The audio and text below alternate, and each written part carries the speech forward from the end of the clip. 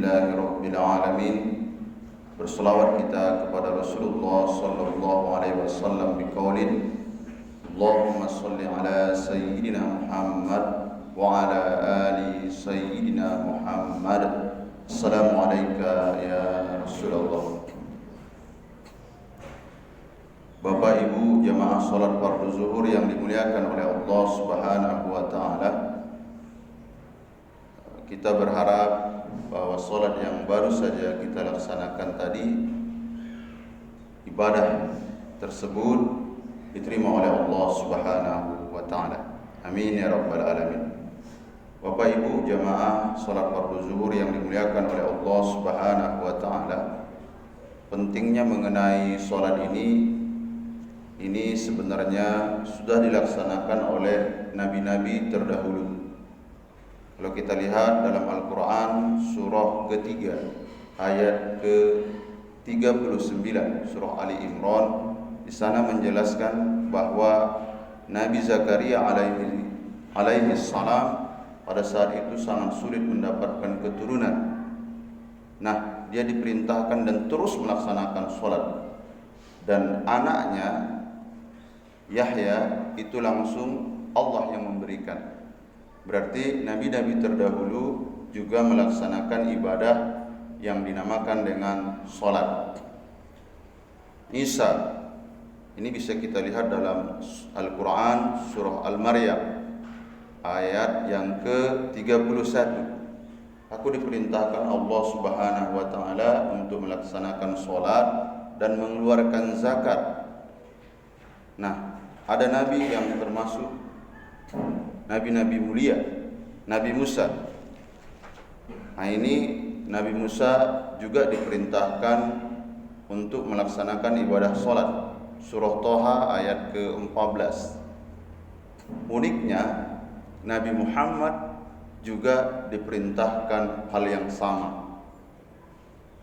Tapi dalam pelaksanaannya, ini sungguh mudah-mudahan nanti bisa menjadi bahan renungan untuk kita semua, bahwa perintah sholat ini baru dilaksanakan oleh Nabi Muhammad SAW pada usia 52 tahun.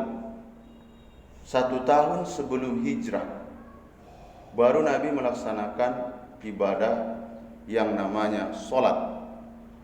Kurang lebih 12 tahun berada di kota Makkah, Rasul lagi-lagi apa yang ditekankan Rasul kepada para sahabatnya, Rasul menekankan untuk lebih mengenal Allah Subhanahu wa taala.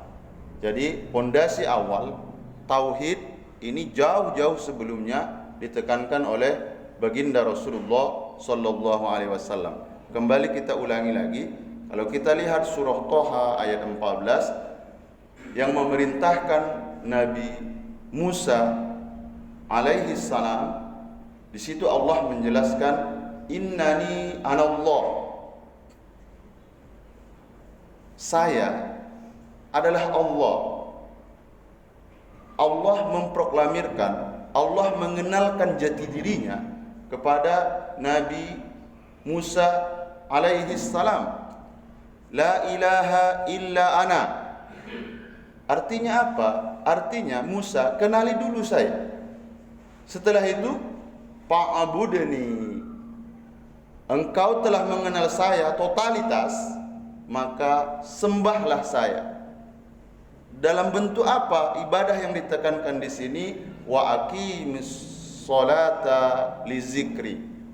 Tunaikan salat dalam rangka mengingat Allah Subhanahu wa taala. Jamaah salat fardu zuhur yang dimuliakan oleh Allah Subhanahu wa taala, konsep salat ini pada prinsipnya dimulai dari pengenalan utuh tentang Allah Subhanahu wa taala. Di sana dijelaskan nanti dalam surah At-Taha tersebut, pertama, siapa Allah itu? Allah kenalkan dirinya. Selanjutnya, rasionalitas, alasan seseorang kenapa dia menyembah Allah Subhanahu wa taala. Yang ketiga, sifat-sifatnya. sifat-sifatnya. Ketika sudah dikenal dengan pengenalan yang betul-betul, baru masuk kepada poin selanjutnya, yaitu aqimis sholata li zikri.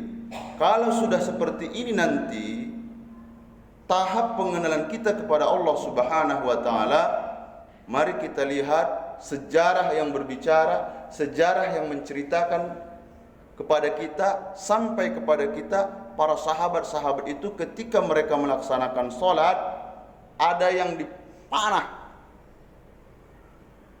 menancap di tubuhnya. Tapi ketika melaksanakan sholat, panah itu tadi ditarik, tidak bergerak. Kenapa? Karena pengenalan kepada Allah Subhanahu wa taala sudah menyatu, sudah betul-betul kenal siapa yang disembah tersebut. Ada yang terhunus dengan pedang, ada yang tertusuk duri. Bahkan sahabat beliau Abu Bakar As-Siddiq ketika mengucapkan Allahu Akbar, gemetar tubuhnya. Kenapa? Karena kedekatan beliau kepada Allah Subhanahu wa taala, sehingga menjadikan sholat itu betul-betul dinikmati, dirasakan keindahannya. Jadi insya Allah ke depan kita akan memulai pelajaran kita dengan tauhid. Ini sekedar prolog, pengantar untuk kita semua. Bisa saja selagi kita terus belajar mendalami ilmu-ilmu tauhid ini, kita harapannya kualitas ibadah sholat kita melalui media sholat ini lebih terarah, lebih tenang dalam menjalani kehidupan ini. Mudah-mudahan ada hikmahnya. Mari kita tutup dengan ucapan hamdalah. Alhamdulillahirabbil alamin. Subhanakallahumma wa bihamdika asyhadu an la ilaha illa anta astaghfiruka wa atubu ilaik. Assalamualaikum warahmatullahi wabarakatuh.